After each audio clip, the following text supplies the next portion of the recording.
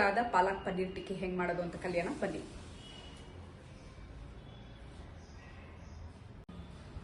Okay, so ಇವಾಗ ನಾವು ಒಂದು ಕಟ್ಟಷ್ಟು ಪಾಲಕ್ ತಗೊಂಡಿದ್ದೀನಿ ಇದರಲ್ಲಿ. ಸೊ ಒಂದು ಕಟ್ ಪಾಲಕ್ನ ಬಿಸಿನೀರಿನಲ್ಲಿ ಬೇಯಿಸ್ಕೊಂಡ್ಬಿಡೋಣ.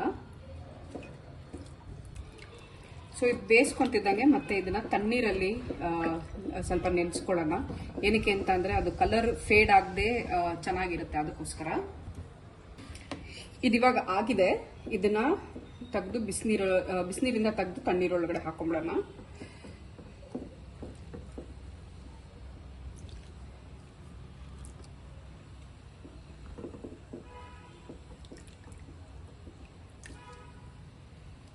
ಇದು ತಣ್ಣಗಿರೋ ನೀರಿಗೆ ಹಾಕಿರೋದ್ರಿಂದ ಇದು ಸ್ವಲ್ಪ ತಣ್ಣಗೆ ಇರುತ್ತೆ ಇವಾಗ. ಸೊ ಇದನ್ನ ತಗೊಂಡು ರುಬ್ಕೊಂಡು ಬಿಡೋಣ. ಸ್ವಲ್ಪ ಎಕ್ಸೆಸ್ ವಾಟರ್ ಏನಿದೆ ಅದನ್ನ ತಕ್ಕೊಂಡು ಬಿಡಬೇಕು. ನಾವು ಇದನ್ನ ತಗೊಂಡು ಇವಾಗ ಬ್ಲೆಂಡ್ ಮಾಡ್ಕೊಳ್ಳೋಣ. ಫೈನ್ ಪೇಸ್ಟ್ ಮಾಡ್ಕೋಬೇಕು.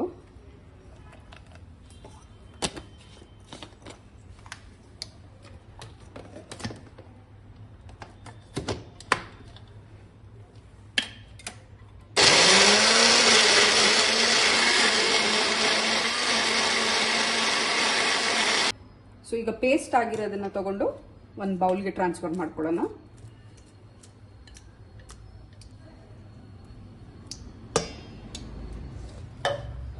ಈ ಪ್ಯೂರೆಗೆ ನಾವು 200 ಗ್ರಾಮ್ ಅಷ್ಟು ಪನ್ನೀರ್ ತಗೊಂಡಿದ್ದೀನಿ. ಸೊ ಈ ಪನ್ನೀರ್ನ ಫುಲ್ಲು ಕ್ರಂಬಲ್ ಅಂದ್ರೆ ಉದುರುದ್ರಾಗಿ ಎಲ್ಲಾನು ಸ್ಮ್ಯಾಶ್ ಮಾಡ್ಕೊಂಡಿದ್ದೀನಿ ಇದನ್ನ. ಸೊ ಇದ್ರೊಳಗಡೆ ಹಾಕೊಳ್ಳೋಣ.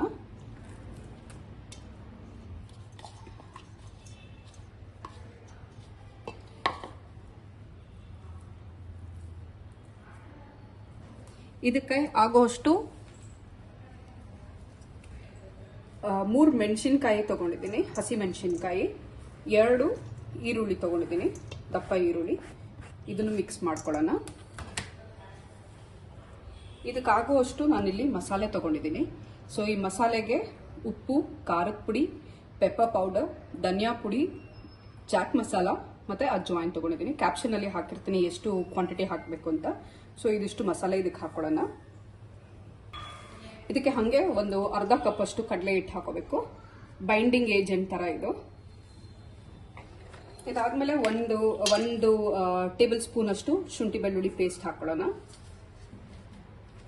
ಇದಾದ್ಮೇಲೆ ಇದನ್ನ ನೀರಿಲ್ದೇನೆ ಸ್ವಲ್ಪ ಹೊತ್ತು ಕಲಿಸ್ಕೊಳ್ಳಿ. ಆಮೇಲೆ ನೀರ್ ಬೇಕು ಅಂತ ಅಂದ್ರೆ ಒಂದ್ ಸ್ವಲ್ಪನೇ ಹಾಕೊಂಡು ಆಡ್ ಮಾಡ್ಕೋಬೇಕು ಇದಕ್ಕೆ. ಈರುಳ್ಳಿ, ಮೆಣಸಿನ್ಕಾಯಿ ಎಲ್ಲ ಸ್ವಲ್ಪ ಸಣ್ಣಗೆ ಹಚ್ಕೋಬೇಕು ಇದರಲ್ಲಿ. ಸೊ ನೋಡಿ, ಇದಕ್ಕೆ ಇವಾಗ ನನಗೆ ಇದೇ ಬೇಕಾಗಿಲ್ಲ, ನೀರೇ ಬೇಕಾಗಿಲ್ಲ, ಕರೆಕ್ಟ್ ಆಗಿದೆ.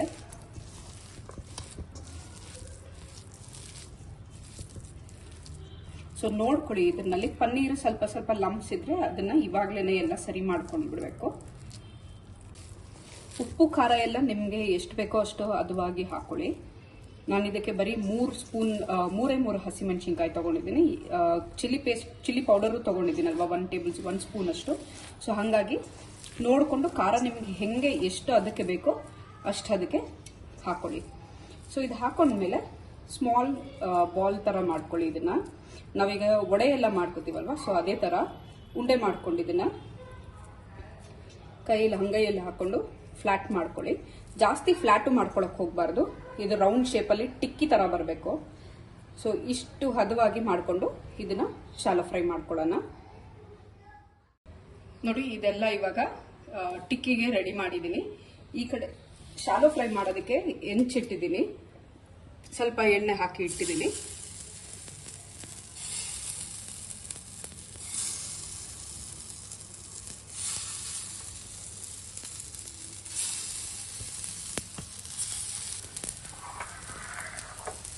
ಇದಕ್ಕೆ ಸ್ವಲ್ಪ ಎಣ್ಣೆ ಹಾಕೋಣ ಮೇಲೆ.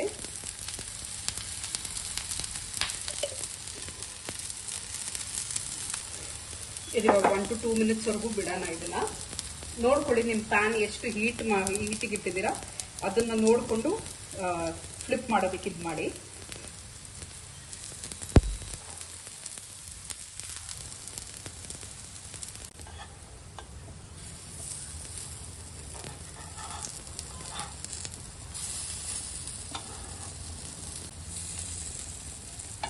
ಇವಾಗ ಇದು ಫ್ಲಿಪ್ ಮಾಡ್ತಾ ಇದೀವಿ.